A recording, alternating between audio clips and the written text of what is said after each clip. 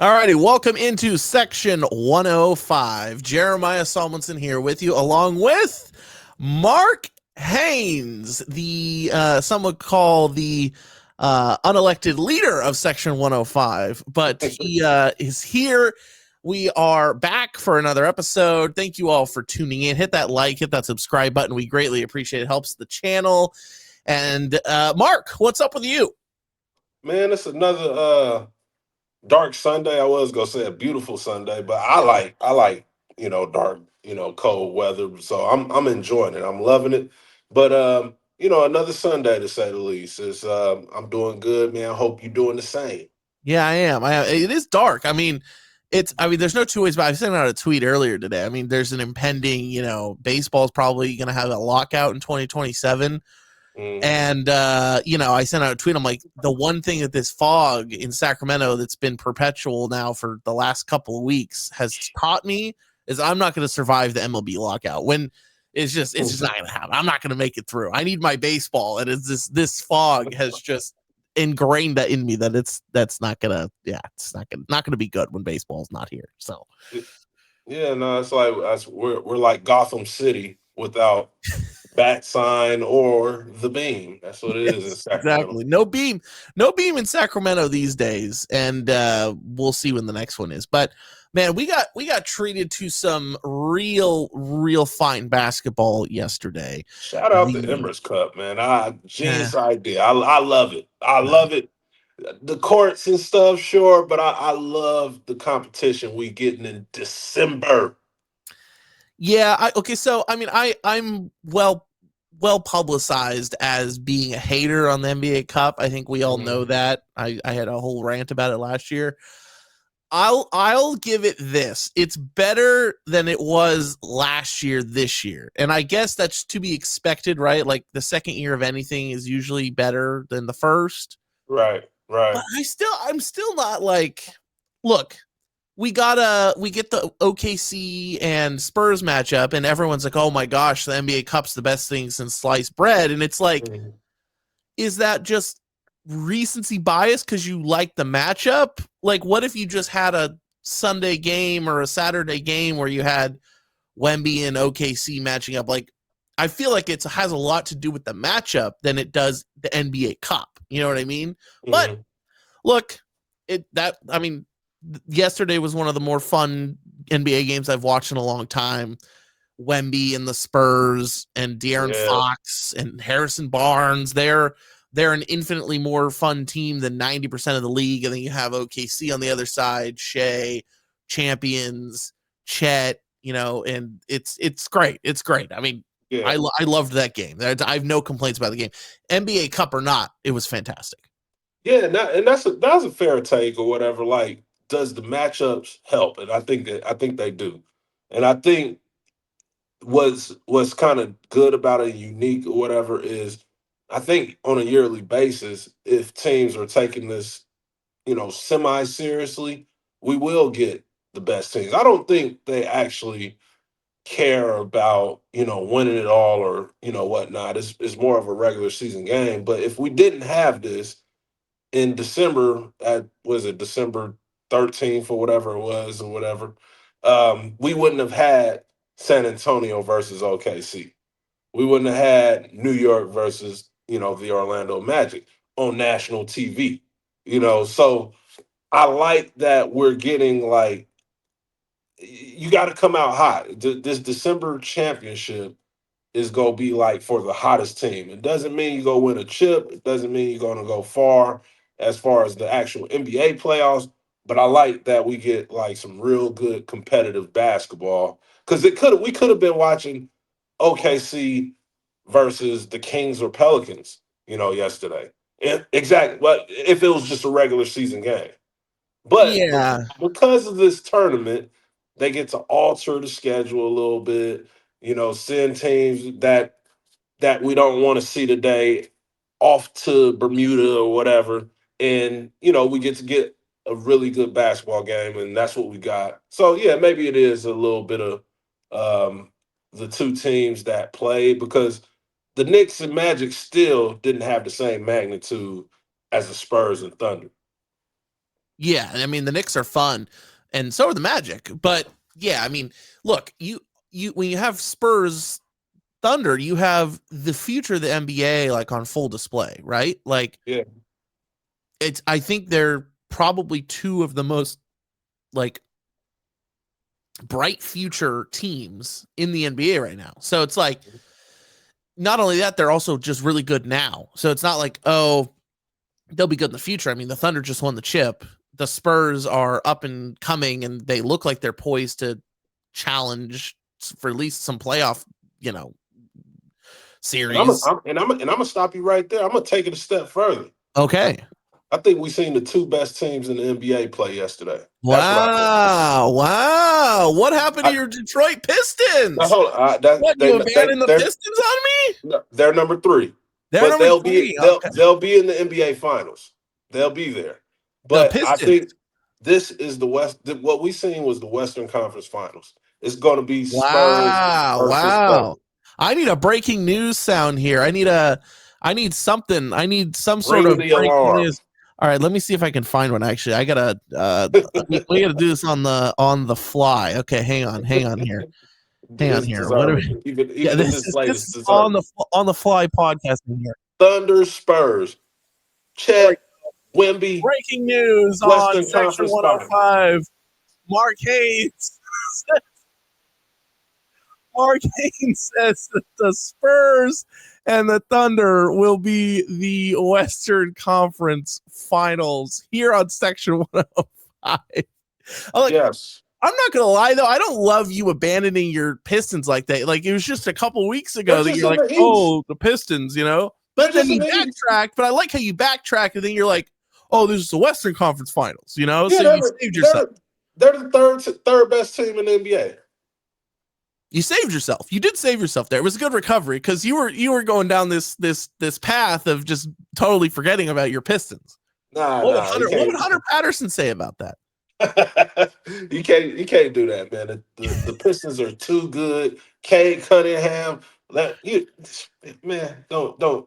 I ain't even there yet. I ain't even Yeah, there yet. But these are the top two teams. Unfortunately, one of them is only able to make it to the finals. that's true. That's true. And I mean, I would be shocked if I mean, you obviously disagree, but I would be, well, no, not necessarily. You didn't say, did you say the Pistons were going to win the championship or just be No, there? no, no, no. Okay, Just be there. OKC's winning it all. So Okay. even though we talk about the Western Conference Final, you know who I think going. It's I gonna mean, be OKC. yesterday was big though. I mean, when people might be watching this on Monday or Tuesday, but on Saturday it was big. I mean, second Yeah, loss of the season for the Thunder. So it's like they showed a little, crack in the armor, if you will. Like they're beatable, and definitely. not easily. It's going to take great performances and a good team effort, but they're beatable. I want to get your take on this. So Victor Wembanyama post game after the game on Saturday against the Spurs and the Thunder. He in his post game scrum, his presser, he said, "I'm just glad to be a part of something that's growing, to be so beautiful, pure and ethical basketball." Okay, we know what that's about. That's a shot right across the bow of Shea Gilgeous-Alexander and his foul baiting antics, and Chet Holmgren. He hates Chet. I'm here for this beef with Wemby and Love it. Chet. Just good old fashioned. Neither of them really did anything to each other, but they hate each other, and I love it, and I'm Hey, all here for it. and it's thanks to us. And when I say us, I mean the media. The Oh media wow, has created this beef. I don't think they dislike each other at all. But no, I I do. disagree with you. I know. I think it was grown. I think it was developed. I think the media did so much talking that I think neither one of them are punks. So it's like when they play each other, Yeah, they want to stand out and be the better player. But when we talk about the better team, that's a different conversation. But when it comes to the better player, it's Victor Wembanyama. Is that Chet has some catching up to do, and I think okay, when we see them go head to head, I think we see that. I think we don't see Victor Wembanyama switching off and guarding other people and things of that nature or whatever. I don't care how good of a defender Jalen Williams is, which he did it. He did a solid job for a 6'5", 6'6" guy, whatever he is, guarding a 7'4" dude. Like he did a decent job or whatever, but it's not much you could do to stop him. I would imagine in a 7 game series, you would get way more Chet guarding Wemby, but as of right now, I think Wemby is the he's the better player. Yeah, I mean, I think you're right. I mean, there's that play from yesterday where like Chet kind of backs Wemby down into the post or whatever, or I should say he more like drives right on him, and then he just Mhm. totally blocked. And I like Wemby. Wemby is it's so weird. We've talked about this on the pod before, but it's Wemby's just one of those guys. It's like LeBron was and is like this, right? Like not only does LeBron have a fantastic basketball IQ, and he's just gifted in the skills of basketball, but he's also so much of a physical specimen that he is just so dominant, and the physicality added to that throughout his career. Just bullying people down in the lane, and Wemby is just like that too. Like Yeah. he's gifted, has a high IQ, basketball IQ, obviously, and is just like the most. I mean, I don't know how to describe his physical build, but he's like he can move, Yeah. and he's so tall and so long that he can just block anyone from anywhere on the court. It's crazy. And another thing, like I think, obviously I haven't guarded him in the post or anything, but just looking at it, he looks a lot stronger than you think he is. Like he moves people. So I like that part about him. And like the European players had the stigma, and I think he's doing his part in wiping it out. The stigma of they're too nice or they're soft or they're not rough. Like there's nothing soft about Wemby. Like Wemby, he has that dog in him. Like Wemby, he doesn't back down from anybody, and I love seeing it at this young, juncture of his career because I think it's gonna do nothing. Like I think that hunger. If I don't have him winning a chip this year, but he's going to get one. I think that hunger is going to keep building inside of him, and he's going to keep getting better and better. And as long as he can stay healthy, like the sky's the limit. Like I can't. If he stays healthy, he's supposed to dethrone LeBron James as long as he's Yeah, healthy but that's and so play crazy. and Like, play 18 years. yeah, it's just so crazy. Like that talk. It's like, But he's yeah, supposed. He has everything. He has all the tools needed to be the greatest ever. But what do you do with those tools? How do you use them or whatever? Are you able to use them? Because I got some tools in my closet that I can't use majority of them. Ain't nothing getting fixed in my place. Like I got to call somebody to mount a TV. I'm not mounting TVs. oh, I come got to call, on, Mark. but You can mount I a got TV. I believe in you. I got the tools to do it, but it's just not happening. So that's Yeah. all I'm saying. He has all the tools to be the best. Yeah, I remember we talked on this podcast actually. By the way, thank you for being with us on the Section 105 podcast. Subscribe, hit the like button. We love you all. We appreciate you. We talked about it on this very podcast not long ago about how the dynamic would be when Fox returned Yeah, and was inserted in with Wembanyama. Bro, it's been good. It hasn't yeah, hurt. It hasn't hurt them at all. Like yeah. Fox has been playing really well. I was checking it the other day. Um, he's been playing really really well, and the team looks like that has just fit in perfectly. You His know what I last thought it was? Oh, his go ahead. last Sorry. yeah, I'll just go through his last few games. So just from most recent to we'll go 5 7 of them.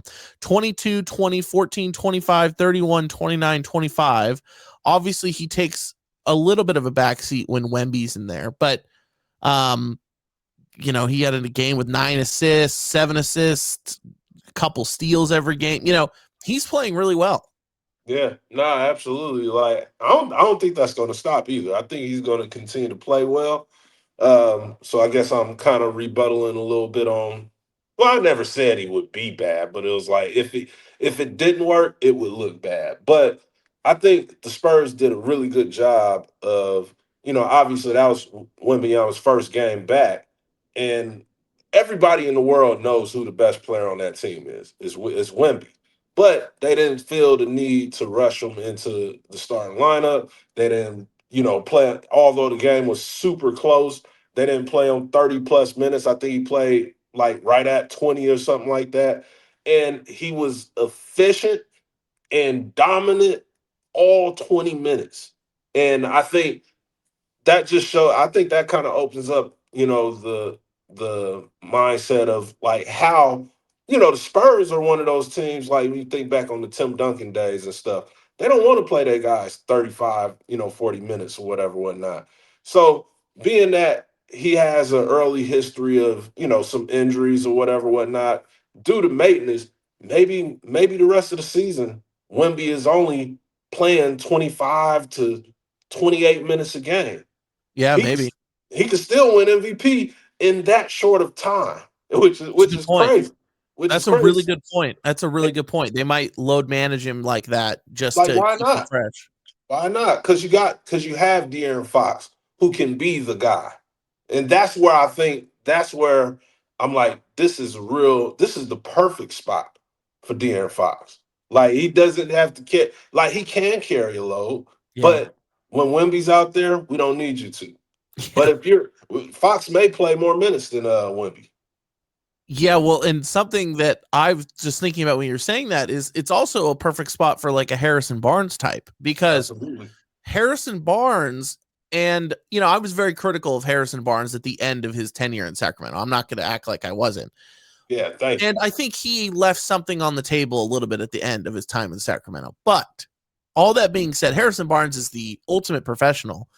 And he was being asked to do things he probably shouldn't be, having to do for teams when he was in Sacramento. But Right. all that being said, he's looked really good for the Yeah. Spurs. And he's in a position where he can be that, third, fourth, fifth guy down the line. And, he's still a capable defender. And just his ability, he can knock down threes.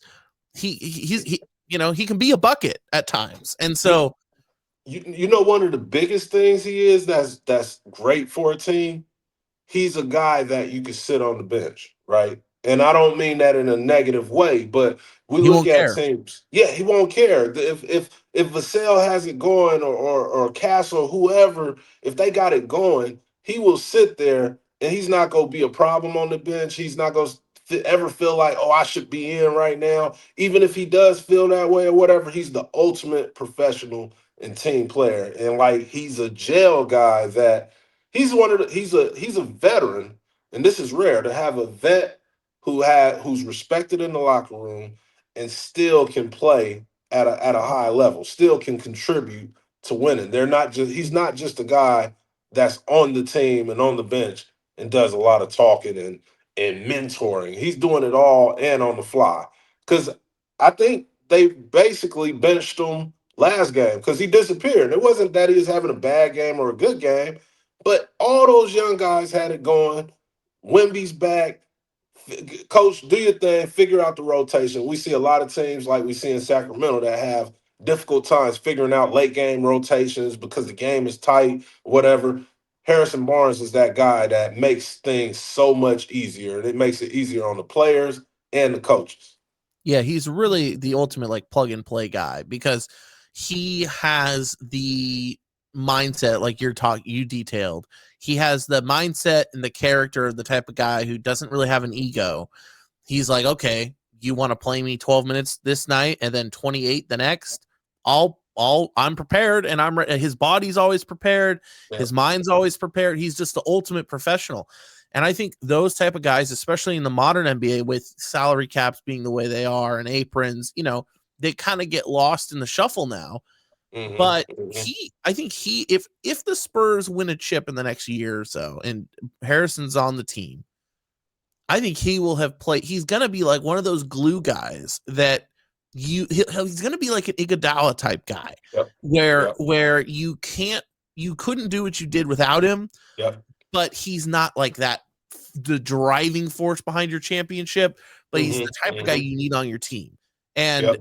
I know he makes a lot of money. Well, not necessarily in modern terms, but he makes a good amount of money for what he does. But he's been fantastic, and I gotta give him his props where he deserves them, even though I was critical of him at the end of his time in Sacramento.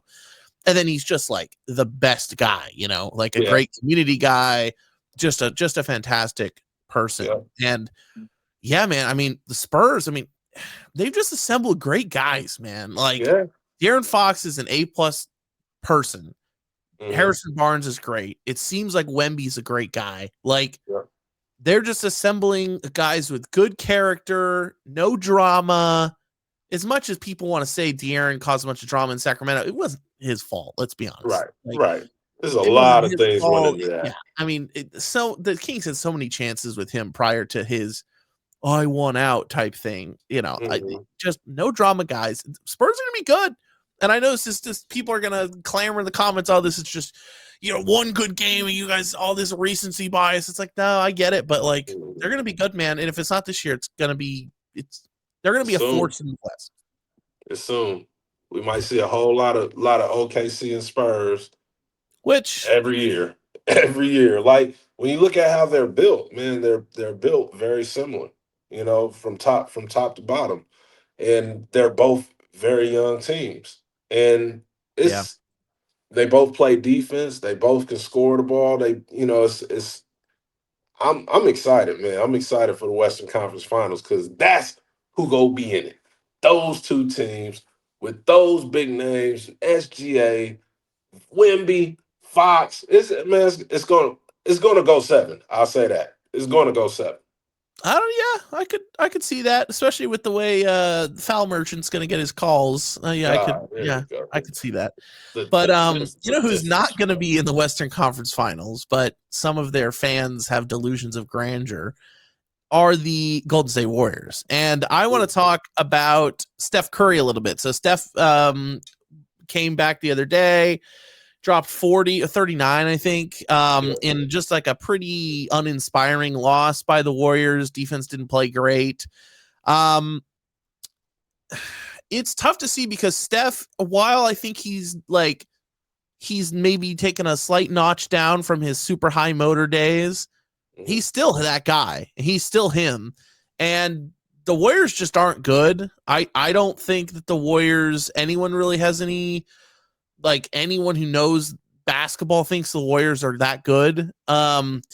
But they still have Steph Curry and they still, have some good guys like Draymond Green's still playing pretty well, but they're they're now in a position where they're having to ask these guys to do things that they're not because they're just not that good. And as much as people like Pajemski or whatever, it's just like, look at the Thunder. Like you're not beating that type of team with that type of talent, Right. right? Right. There's rumors out there. Obviously, where's Giannis Antetokounmpo going to go? Does he want to be traded? Are the Bucks willing to trade him? So much around that. Do you think there's any chance that the Warriors, similarly to how the Lakers did last year, pull off some insane blockbuster deal that actually is good enough to where it thrusts them back into the conversation for some sort of contention in playoff series? Do you think that a Giannis could do that, or I don't know. There's all this talk about an Anthony Davis trade, maybe, or something. Right. Who knows? But like, do you think there's a guy out there, and could it be Giannis? No, I definitely think if a Giannis or a healthy Anthony Davis somehow, some way ended up on the Golden State Warriors, I think after a few weeks we'll be reconsidering who's going to be in the Western Conference Finals. I think because I think Steph is still that good. I think, like you said, he's still that dude, and it bringing in a Giannis or Anthony Davis or whatever would put put Jimmy Butler, Draymond's, and those guys in a different role, in a role that's more suitable for winning. And I think that would be the shift that would make everything so scary. I think the Warriors. I think, and the crazy part is we all understand how dedicated the front office is to getting Steph that fifth chip. So I wouldn't be surprised at all. Like if Giannis ended up in a Warriors jersey, or AD, or something crazy. Like, earlier in the year they was talking about LeBron. That's the only one I think just wouldn't happen, but I just wouldn't be surprised. I wouldn't be surprised with anything because the Golden State Warriors are the franchise that brought in KD when nobody thought. Obviously, it's different circumstances, but nah, they're going to do whatever they can, to if it's possible to get Steph another opportunity, they're going to do everything they can to do it. Could it be Giannis? Could it be AD or somebody else? I know they're going to be on the phone calls with them like ASAP trying to get something done. But nah, if you got Giannis on the Warriors, it's over. I say Yeah. that. Yeah. I mean, I don't know if it's over, Hold but on, excuse me. If you got Giannis on the Warriors, they have to try to get past OKC. That's what I okay. mean. Yeah. My bad. And yeah, I mean, it would take something of that caliber, in my opinion, Yes. to vault them. And let's be honest, like, sneakily, there's this weird thing happening with Denver because, Yeah.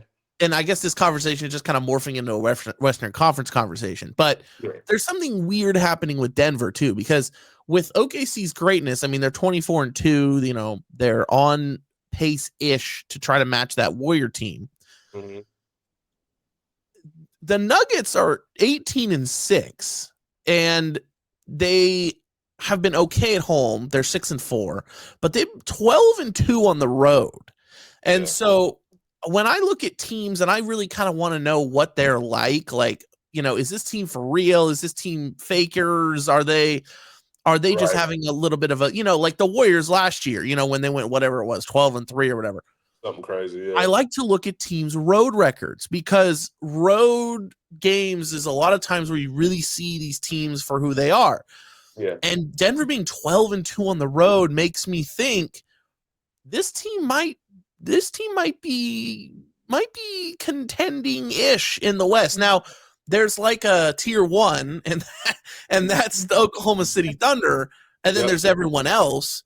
But Yep. in the group of everyone else, I think Denver's starting to separate themselves a little bit. Obviously, Houston's been really good, Spurs have been good, but I mean, Jokic is the best player on the planet. It's not Mhm. Shea, and I don't want anyone telling me it is, including you, Mark Haynes.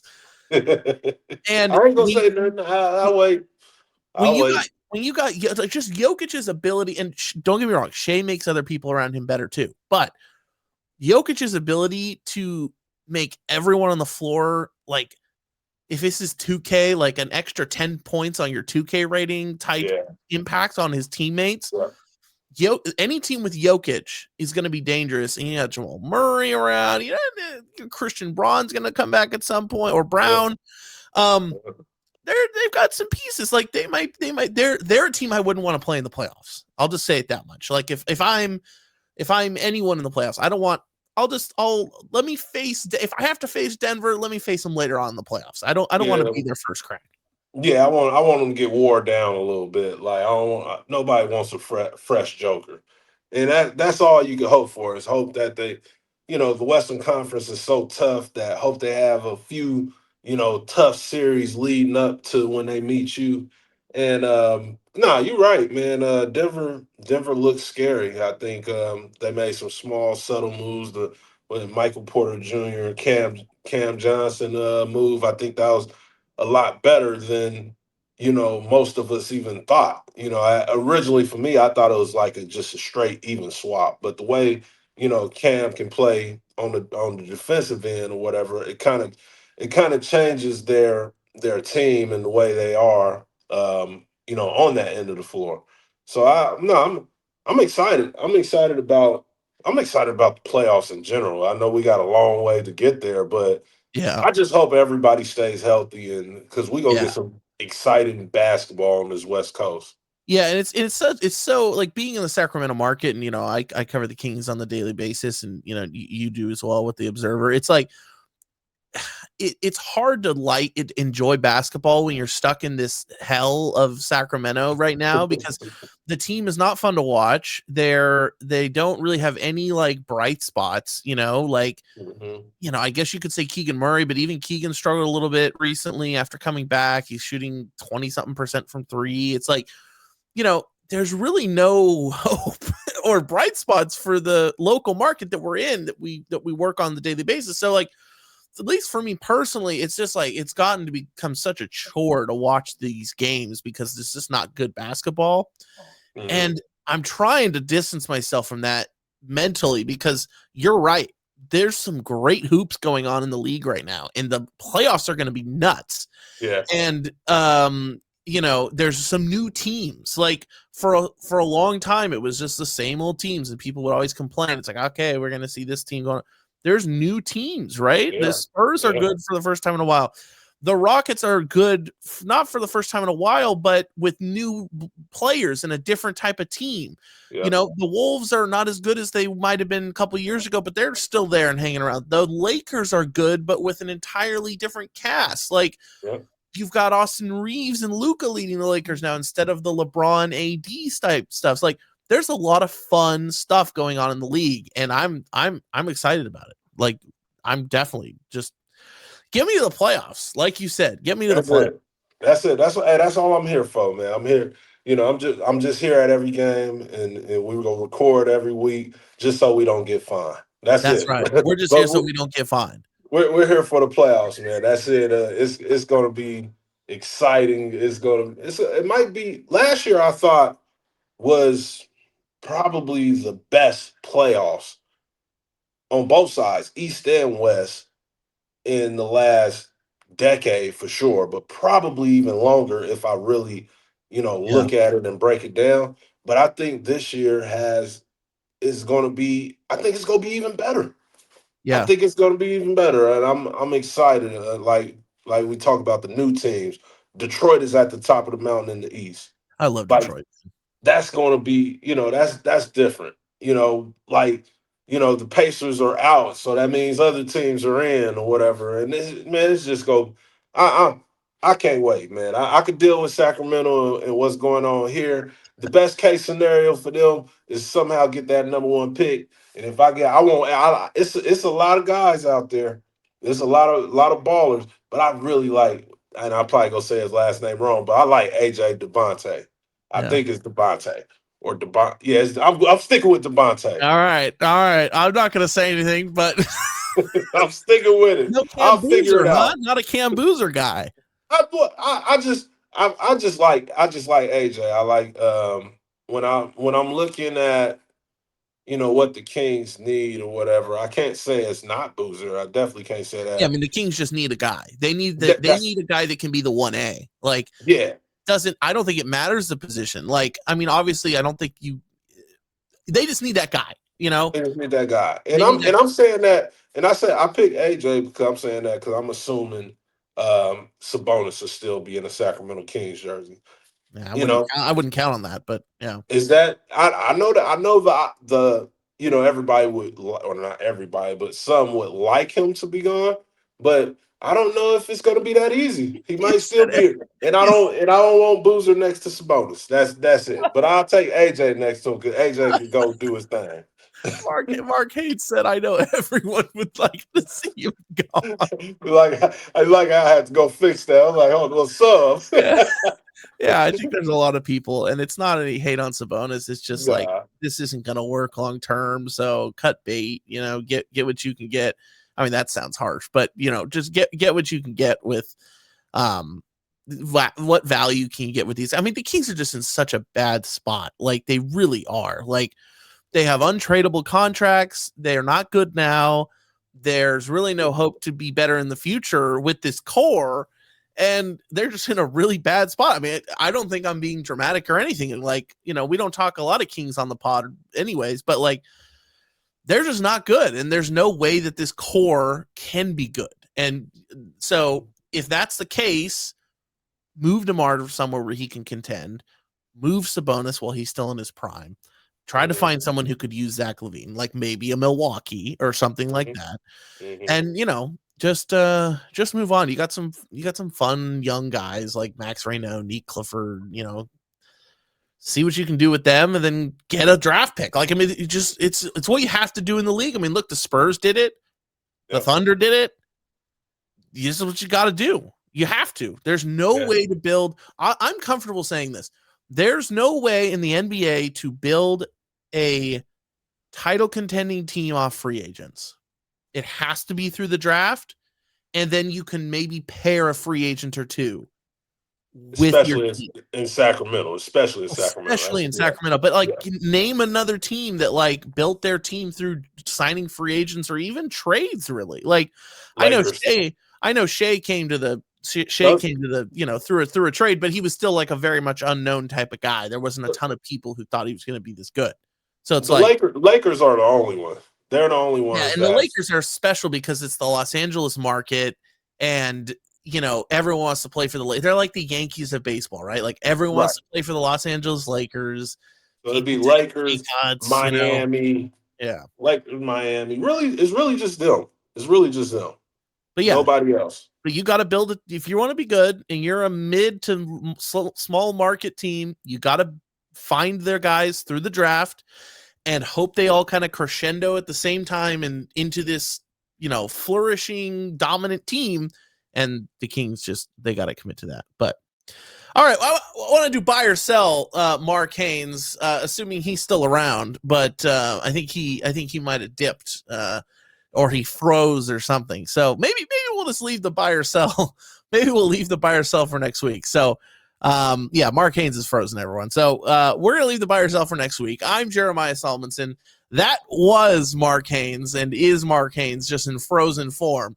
We'll be back with another episode soon. Thank you so much for watching. Hit the like, hit the subscribe button. Watch our other videos as well. And if you like the content, please follow us along. And we'll be back next week. Thanks so much, everyone.